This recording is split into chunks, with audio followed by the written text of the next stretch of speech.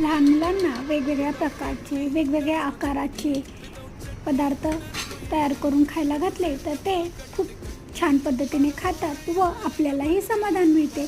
त्यातलाच एक प्रकार म्हणजे हा टोपी पिझ्झा. त्यालाच आपण कोन पिझ्झाही म्हणू शकतो.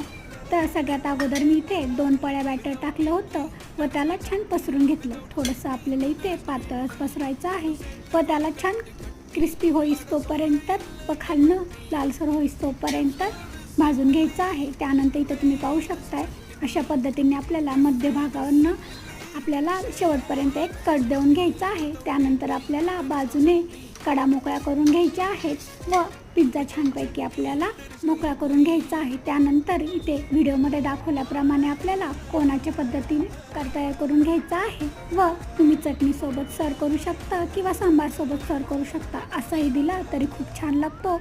आवडला